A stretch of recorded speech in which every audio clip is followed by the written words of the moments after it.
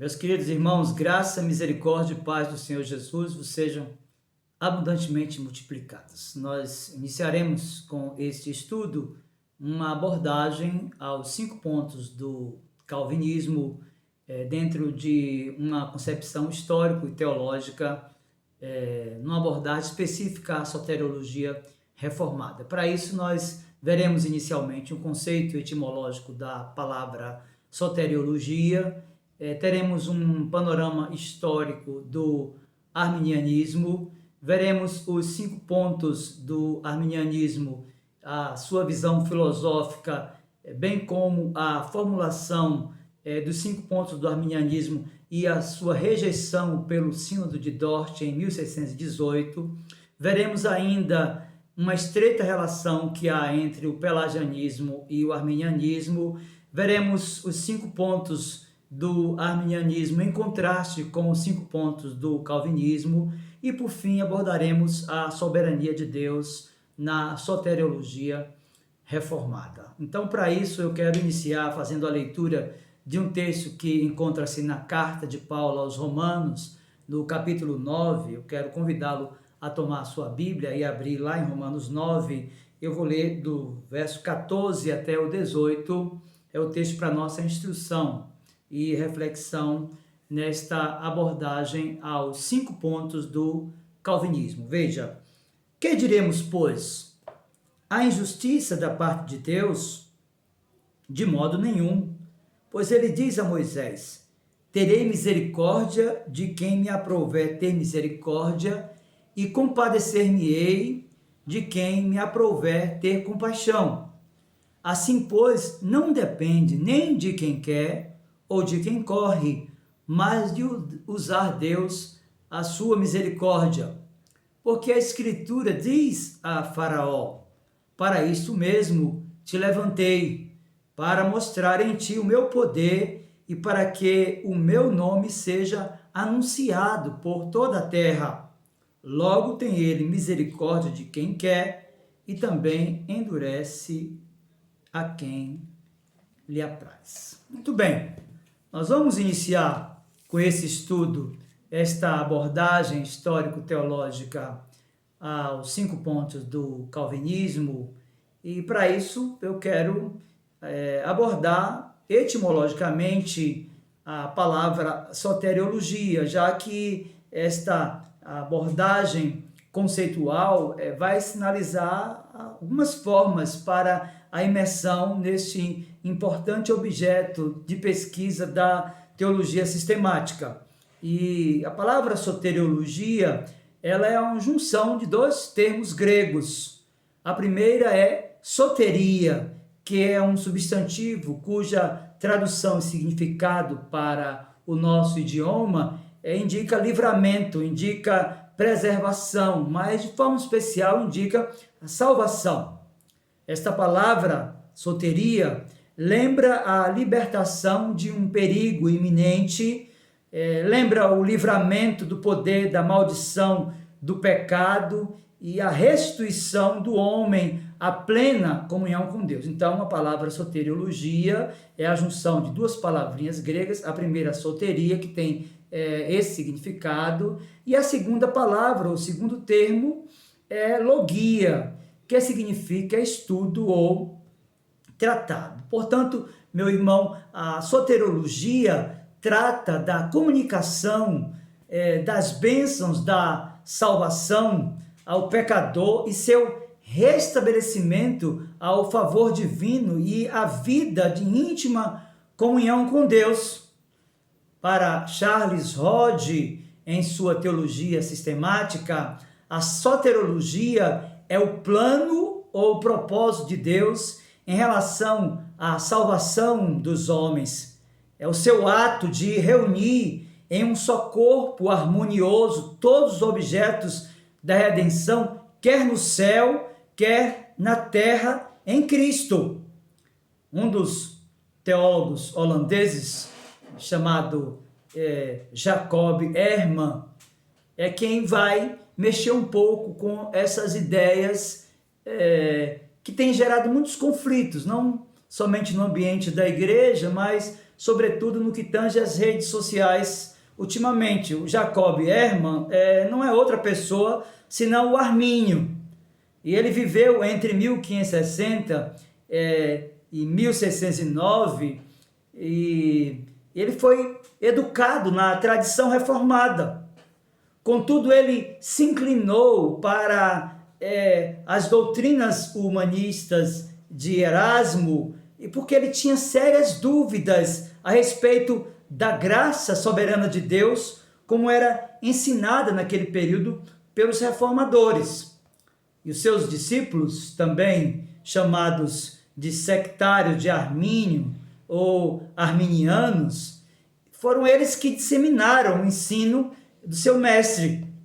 Alguns anos após a morte de Armínio, eles formularam a sua doutrina, ou os seus chamados 5 pontos principais, conhecidos hoje também como os 5 pontos do arminianismo. Então, inicialmente eu quero apresentar os 5 pontos do arminianismo para que a gente tenha uma base para discutir essa matéria.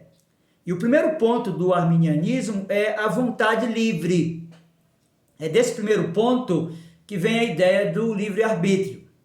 Então, o primeiro ponto do arminianismo sustenta que o homem é dotado de liberdade ou de vontade livre. A ideia aqui, meus irmãos, é de que Deus elege ou reprova na base da fé prevista ou na própria incredulidade humana.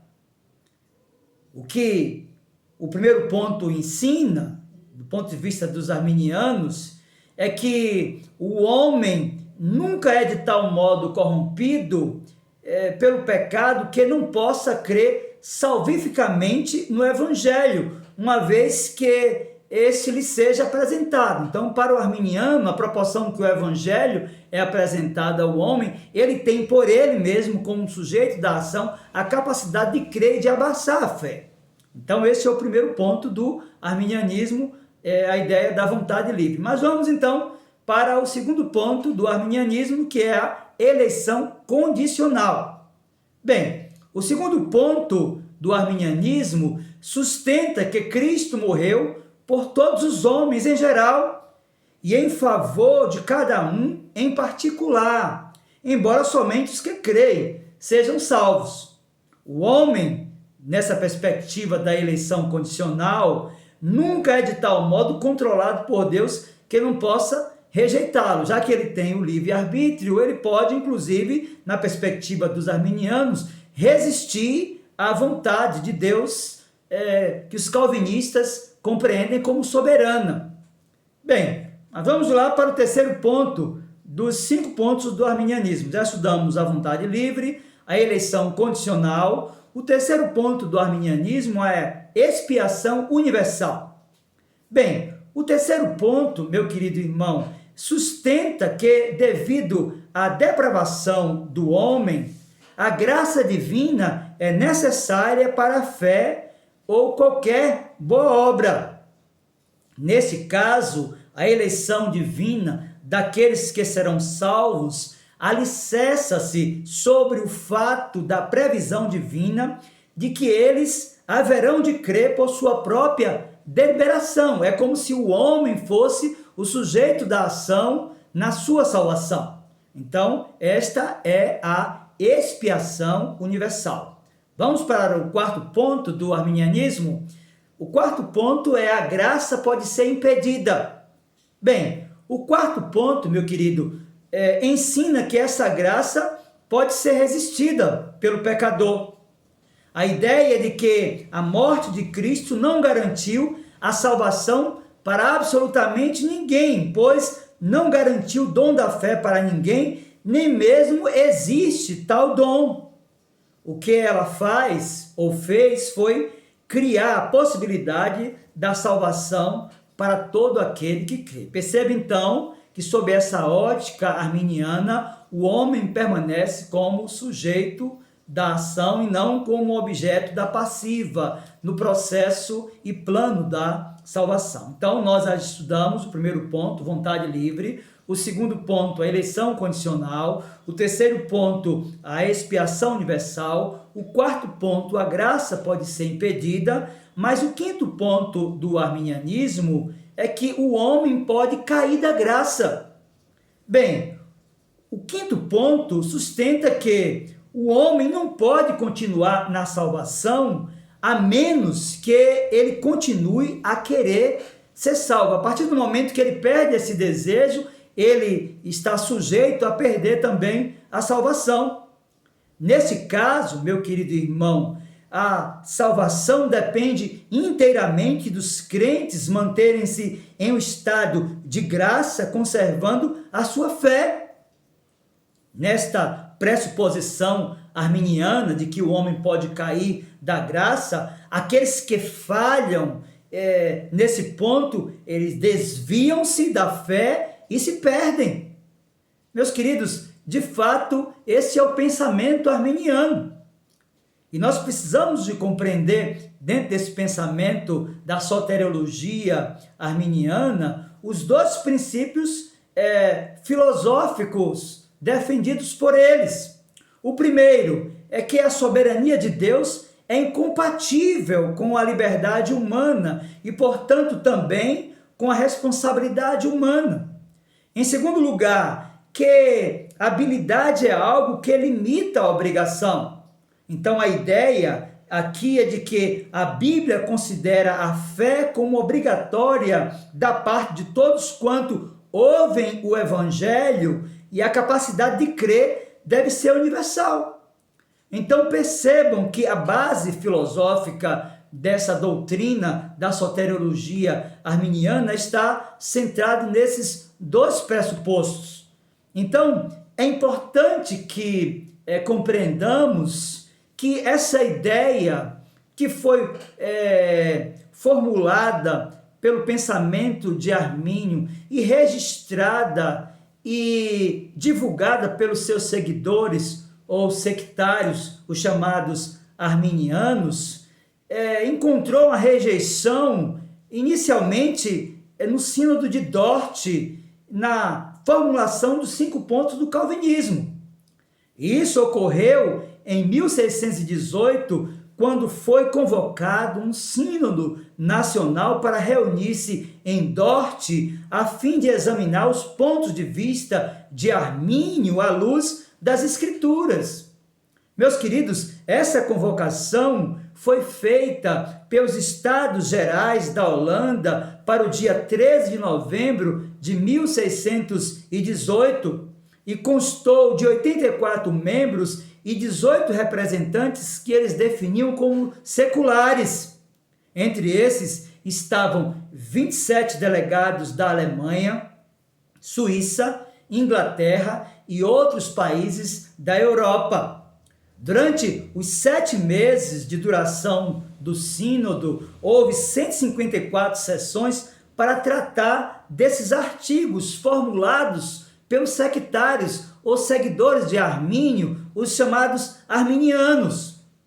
E o que me chama a atenção do ponto de vista da história é que, após um exame minucioso e detalhado de cada ponto feito pelos maiores teólogos da época, representando a maioria das igrejas reformadas na Europa, o sínodo concluiu que, à luz do ensino claro das Escrituras, esses artigos tinham que ser rejeitados como não bíblicos, e o que é interessante é que isso foi rejeitado por unanimidade.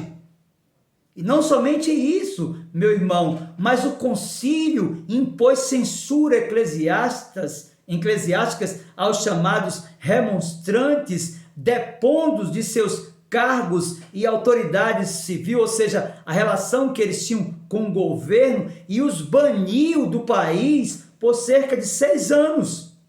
Além, é claro, de rejeitar os 5 artigos de fé dos arminianos, o sínodo formulou o ensino bíblico a respeito desse assunto na forma de 5 capítulos que tem sido, desde então, conhecido como os 5 pontos do calvinismo. O que é interessante do ponto de vista da história é que esta na realidade, foi a segunda derrota sofrida pelos proponentes do chamado livre-arbítrio. Porque essa proposta de livre-arbítrio já havia sido divulgada por Pelágio. Pelágio atuou em Roma na última década do quarto século e na primeira década do quinto século, e ele foi um reformador moral, cuja teologia da graça e do pecado o colocou em conflito, claro, com Agostinho.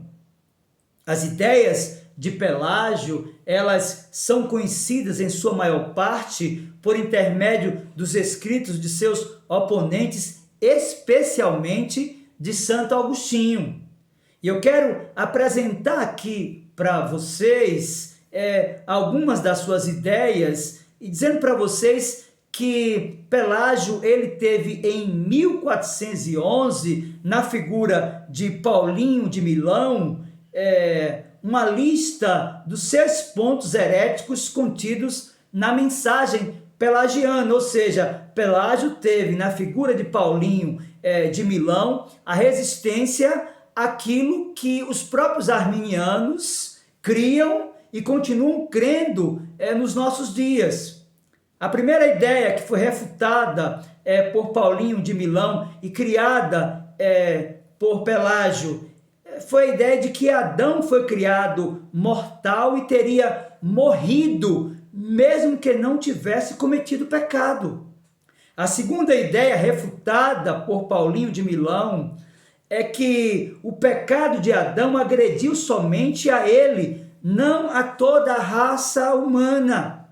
A terceira, a de que as crianças recém-nascidas estão no mesmo estado que Adão antes da sua queda. Quarto, que não é por causa da morte do pecado de Adão que toda a raça humana morre. De igual modo, ele não irá ressuscitar por causa da ressurreição de Cristo. Quinto, a lei oferece, assim como o evangelho oferece, entrada ao reino do céu. E por fim, Paulinho de Milão refutou a ideia de Armínio, que dizia que até mesmo antes da vinda de Cristo haviam homens completamente sem pecado. Então veja que essa derrota sofrida pelos seguidores de Armínio no concílio de Dort, na realidade é a segunda derrota. Pelágio, na realidade, dá subsídios teológicos para a produção da teologia arminiana. Meus queridos, para Pelágio, todo homem é criado livre como Adão, tendo, portanto, capacidade de escolher entre o bem e o mal. Onde é que está essa ideia, se não no conceito arminiano de livre-arbítrio? Para Pelágio, cada alma é uma criação individual de Deus, não herdando, por isto, a contaminação do pecado de Adão.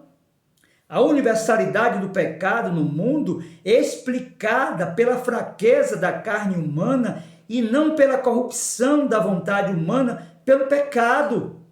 O homem não herda o pecado original de seu primeiro pai.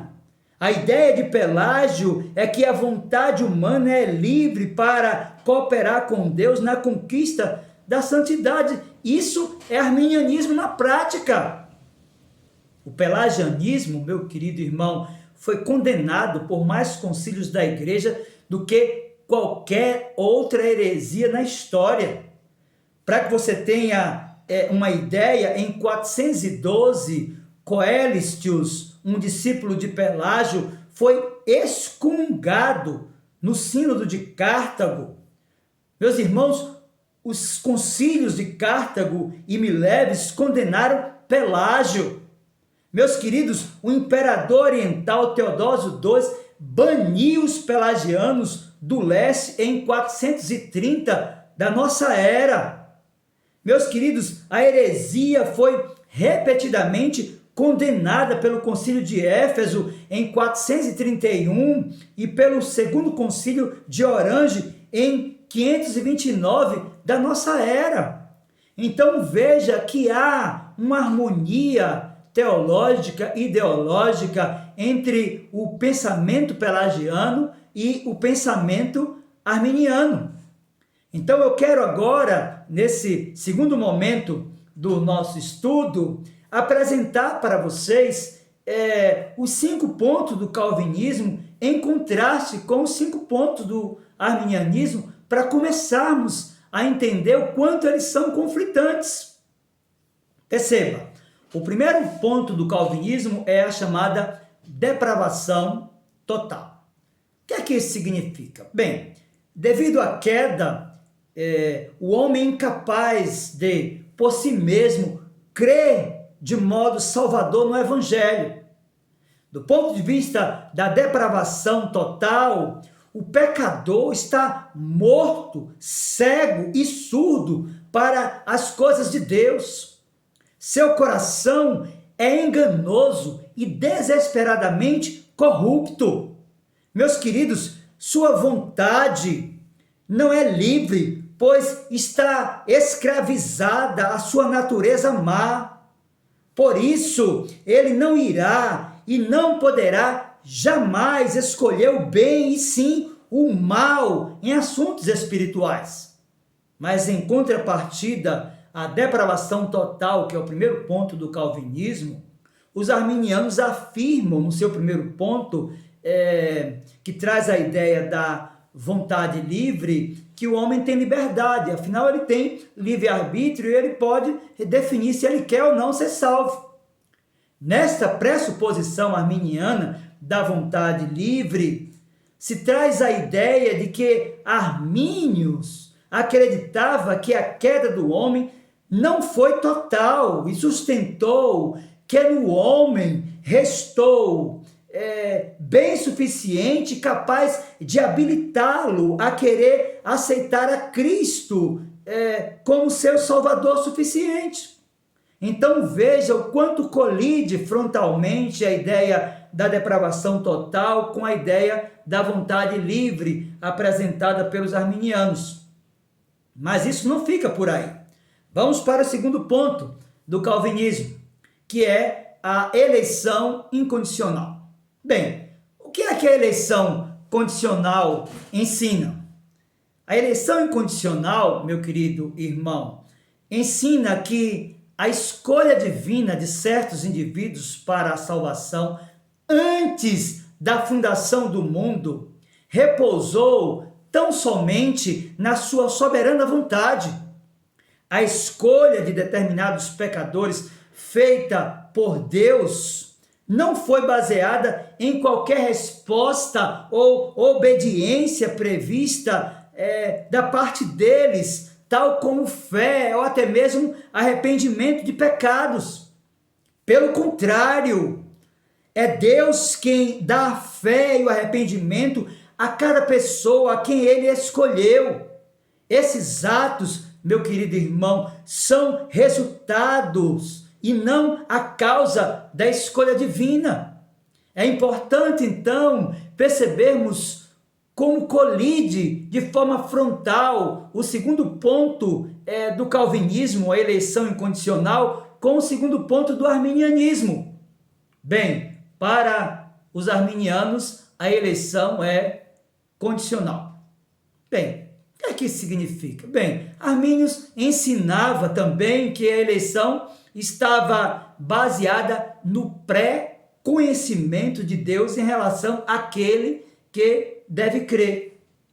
Em outras palavras, meu irmão, o ato de fé por parte do homem é a condição para ele ser eleito para a vida eterna, uma vez que Deus previu que ele exerceria livremente sua vontade num ato de volição positiva para Cristo. Ou seja, é como se o homem fosse o sujeito da ação que lhe permite ser salvo. Ele deixa de ser um agente da passiva e torna-se assim o sujeito da ação nesse ato e no próprio processo da sua salvação, já que ele depois vai ter que buscar os meios para se manter salvo. Então veja, nós já vimos aqui a depravação total, primeiro ponto do calvinismo, em contraste com a vontade livre, primeiro ponto do arminianismo. Vimos a eleição incondicional, que é o segundo ponto do calvinismo, em contraste com a eleição condicional, que é o segundo ponto do arminianismo.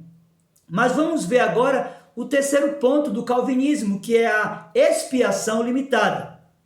Deixe lhe fazer entender o que é que significa a expiação limitada. Bem, a expiação limitada indica que a obra redentora de Cristo foi intencionada para salvar somente os eleitos e, de fato, assegurou a salvação apenas e tão somente destes.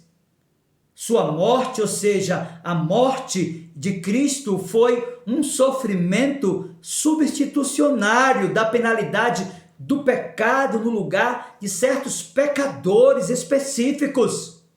Meu querido, além de remover o pecado do seu povo, a redenção de Cristo assegurou tudo o que é necessário para a sua salvação, incluindo a fé que os une à pessoa do Redentor.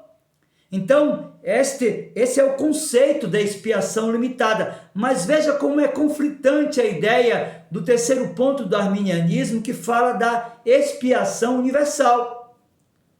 O que é que significa a expiação universal para os arminianos? Meus queridos, a expiação universal na perspectiva dos arminianos sinaliza que a morte de Cristo oferece a Deus base para salvar absolutamente todos os homens. Contudo, e paradoxalmente a esta afirmação, cada homem deve exercer sua livre vontade para aceitar a Cristo. Então veja que essas ideias são conflitantes e elas colidem de forma frontal. A expiação limitada, colocada em contraste com a expiação universal, mostra que há uma perspectiva de soteriologia entre os calvinistas e a outra perspectiva de soteriologia entre os arminianos. Mas vamos para o quarto ponto do calvinismo, que é a chamada graça irresistível. O que é que significa isso? Bem, a graça irresistível, além da chamada externa à salvação, que é feita de modo geral a todos que ouvem o Evangelho, quando a palavra de Deus é anunciada de forma fiel, seja em um culto público ou quando através de um evangelismo alguém é exortado a arrepender-se dos seus pecados e a crer na pessoa do Senhor Jesus, mas permanece endurecido. Essa é a chamada externa ou chamada vocação geral. Contudo, há aquilo que os teólogos calvinistas definem como a graça irresistível, a chamada graça especial, que é chamada de graça interna, ou que é feita somente aos eleitos.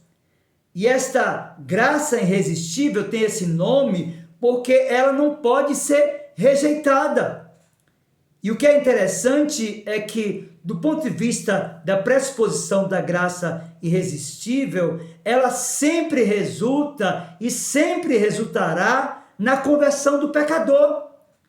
Porque sob essa ótica calvinista da soteriologia, o pecador ele não tem a capacidade de resistir à voz de Deus, de tal forma que, enquanto o evangelho é anunciado e na graça comum e na vocação geral, o pecador pode resistir, na graça especial ou no chamado interno, o pecador sempre vai dizer sim e reconhecer-se como tal. Mas em contrapartida à graça irresistível, os arminianos, no quarto ponto, trazem a ideia de que a graça de Deus pode ser impedida. Meus queridos, o arminiano, ele crê que uma vez que Deus quer que todos os homens sejam salvos, ele envia o seu Espírito Santo para atrair a todos os homens a Cristo. Contudo, desde que o homem goza de vontade livre, absoluta, que é o chamado livre-arbítrio, ele pode resistir à vontade de Deus em relação à sua própria vida. E ainda que o arminiano creia que Deus é onipotente e insiste em que a vontade de Deus em salvar todos os homens, essa vontade de Deus, ela pode ser frustrada pela finita vontade do homem como indivíduo. Então veja que nos parece que no quarto ponto do arminianismo, nessa perspectiva de que a graça pode ser impedida, me parece que o onipotente passa a ser o homem, não Deus. E é interessante nós percebermos como essas ideias, elas se chocam. A graça irresistível revela que, do ponto de vista do chamado interno, do ponto de vista da vocação eficaz, o pecador é invadido pela graça de Deus de tal forma que ele não pode dizer não e ele confessa a Cristo como Salvador. Do ponto de vista da graça podendo ser impedida, sob a ótica dos arminianos, ainda que o Espírito faça obra no coração, se o pecador não quiser, ele vai permanecer como ele está. Então essas ideias são conflitantes, elas colidem frontalmente. Eu quero agora ir para o quinto ponto do calvinismo, em contraste com o quinto ponto do arminianismo. Então, o quinto ponto do calvinismo é a chamada perseverança dos santos. Bem, o que é que isso significa?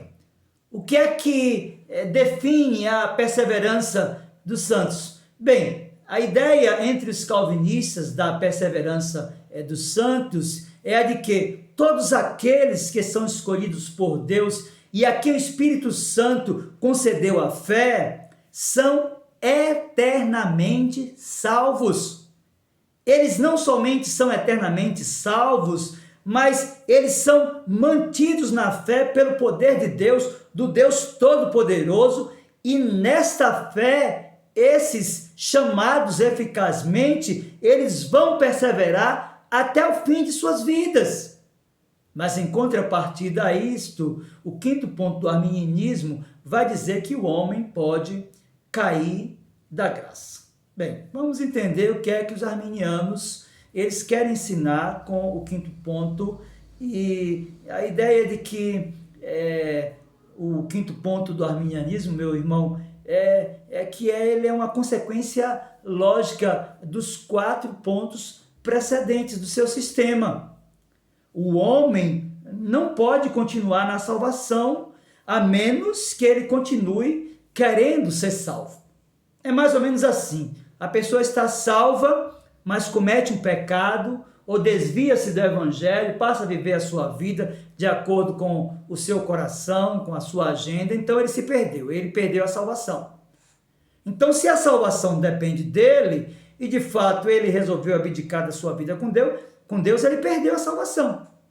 Do ponto de vista da perseverança dos santos, a ideia é de que aqueles que foram selados com o Santo Espírito da promessa, que foram chamados eficazmente e que foram escolhidos antes da fundação do mundo, que estavam mortos nos seus delitos e pecados, mas que receberam vida pela pregação fiel do Evangelho, eles não somente estão salvos, mas permanecerão salvos até o fim de suas vidas, porque a sua relação com Deus não depende deles, mas da graça de Deus manifestada no sacrifício do Senhor Jesus. Então isto revela uma cosmovisão cristã na qual Deus é o Senhor de tudo e de todos e executa todas as coisas de acordo com o seu eterno decreto e com a sua vontade, que é absolutamente soberana. É importante pensarmos que a estrutura básica desta cosmovisão cristã, ela inclui primeiro e principalmente o Evangelho da Graça. E isso consiste em 2 partes fundamentais, meus irmãos. Primeiro, conhecer a condição do homem e depois, e consequentemente, a provisão de Deus para a salvação, que é a pessoa bendita e maravilhosa do seu Filho. Portanto, a afirmação teórica de que Deus é soberano carrega algumas implicações. Primeiro, um conhecimento prévio de si mesmo e da própria providência de Deus revelada na pessoa do Senhor Jesus.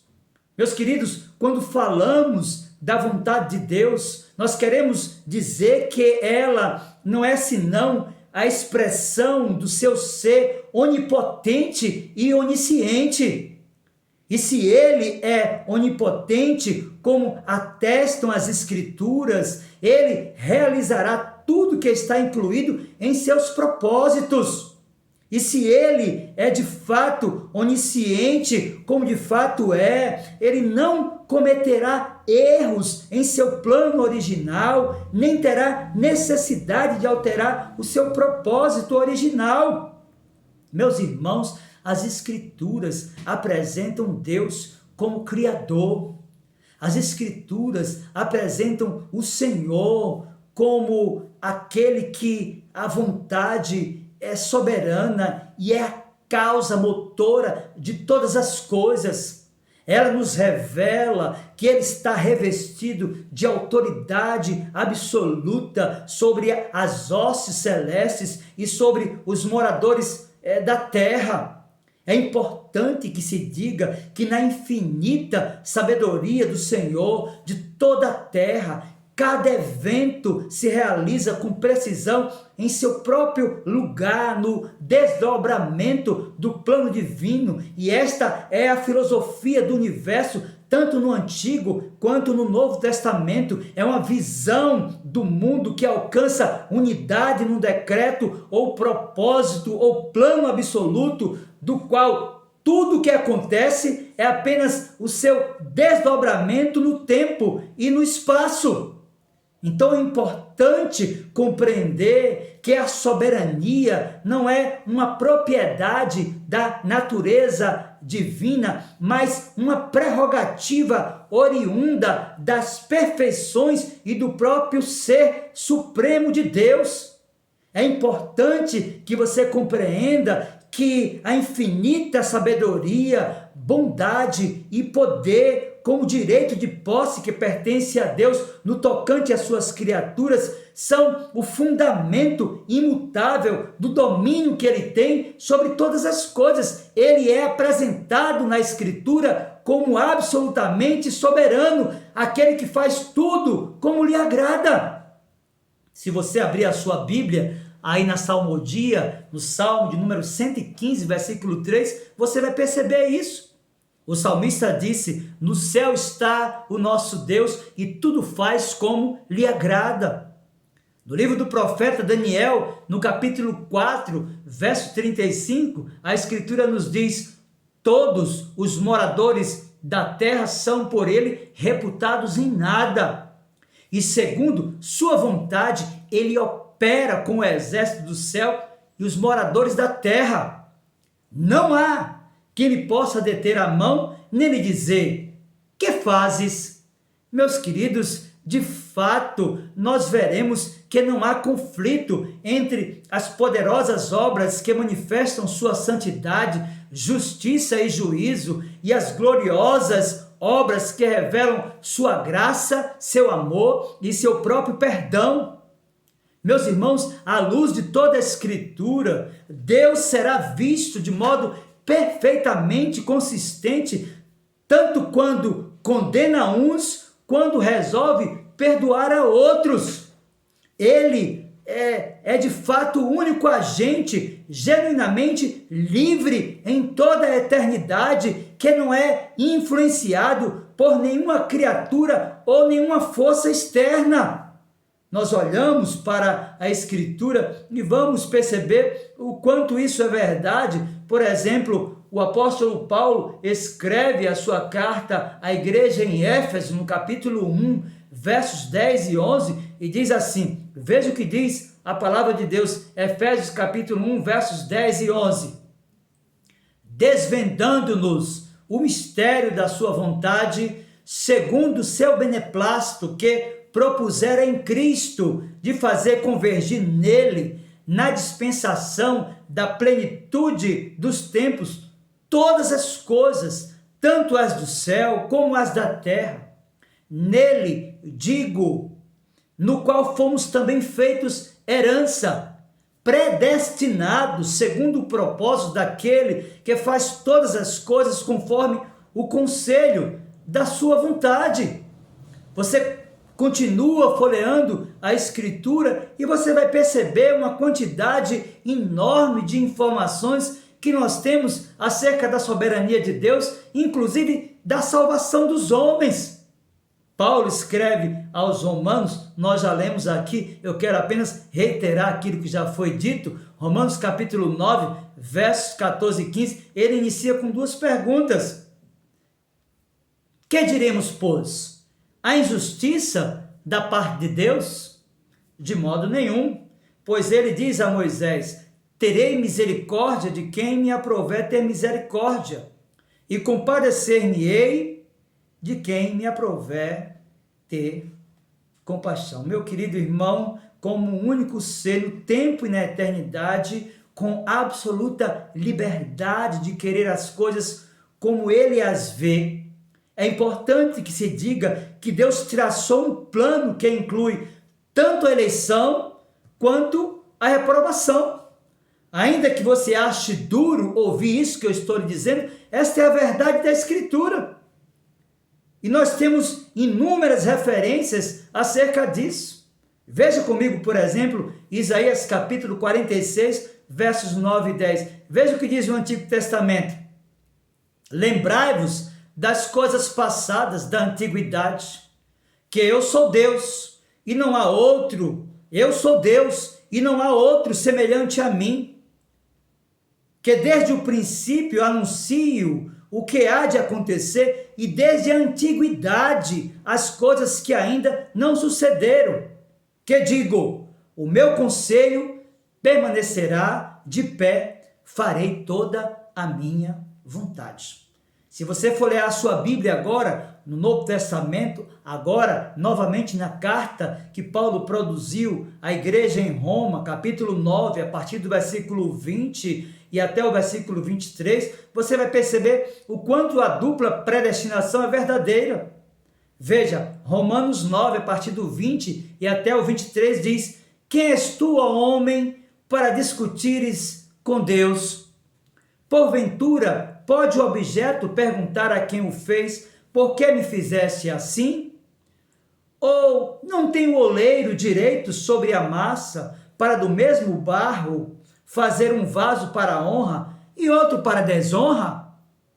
Que diremos, pois? Se Deus, querendo mostrar a sua ira e dar a conhecer o seu poder, suportou com muita longanimidade os vasos de ira preparados para a perdição, a fim de que também desse a conhecer as riquezas da sua glória em vasos de misericórdia que para a glória preparou de antemão? Meus queridos, esta é a verdade da Escritura. E Daniel teve consciência disso. Lá em Daniel capítulo 4, verso 35, está escrito, todos os moradores da terra são por ele reputados em nada. E segundo a sua vontade, ele opera com o exército do céu e os moradores da terra. E não há quem lhe possa deter a mão, nem lhe dizer que fazes. Paulo reitera essa mensagem, escrevendo aos Romanos, capítulo 9, verso 18, diz, logo tem ele misericórdia de quem quer e também endurece a quem lhe apraz.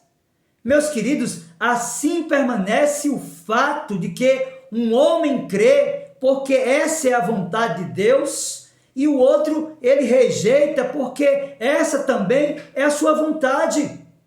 Meus queridos, é importante que se diga que se não fosse a escolha divina e a eleição de alguns para a salvação, ninguém, absolutamente ninguém, seria capaz de crer. Meus irmãos, é importante nós lembrarmos do próprio ensino do Senhor Jesus. E João, em seu evangelho, no capítulo 15, verso 16, deixou registrado essa verdade. Foi Cristo que falou isso para os seus discípulos, falando da doutrina da eleição. Não fosse vós que me escolhesses a mim, Pelo contrário, eu vos escolhi a vós outros e vos designei para que vades e deis fruto, e o vosso fruto permaneça, a fim de que tudo quanto pedirdes ao Pai em meu nome, ele vô-lo conceda. Então, é importante nesse primeiro estudo sobre os 5 pontos do calvinismo, dentro de tudo quanto nós vimos até agora, nós lembrarmos um pouco sobre esse conceito etimológico da palavra soteriologia, que traz a ideia de um estudo ou um tratado sobre a doutrina, ou esse fragmento da teologia sistemática chamado soteriologia, que tem relação direta com a salvação. É importante pensarmos dentro desse panorama histórico que apresentamos aqui, nesse primeiro estudo sobre os 5 pontos do calvinismo, em contraste com os 5 pontos do arminianismo, que a doutrina arminiana ela já sofreu 2 derrotas. Ela sofreu uma derrota em Dort e ela sofreu uma primeira derrota pela formulação, ainda nos primórdios, através de Pelágio, que foi resistido pela igreja e foi declarado como herege por grande parte dos concílios, que avaliaram todas as coisas e chegaram à conclusão que, de fato, a salvação é uma obra da salvação que tem uma concepção monergística, ou seja, é Deus que opera em nós tanto querer quanto realizar. Então, nós estamos concluindo esse primeiro estudo e a partir do próximo estudo nós veremos de ponto a ponto os 5 pontos do calvinismo, apresentando e refutando a doutrina arminiana como sendo fragilizada não apenas pela teologia, mas pela história e refutada pelos grandes concílios durante a história. A minha oração e súplica é que esta primeira lição tenha abençoado poderosamente a sua vida e a sua igreja. Que Deus, pois, nos abençoe no nome do Senhor Jesus.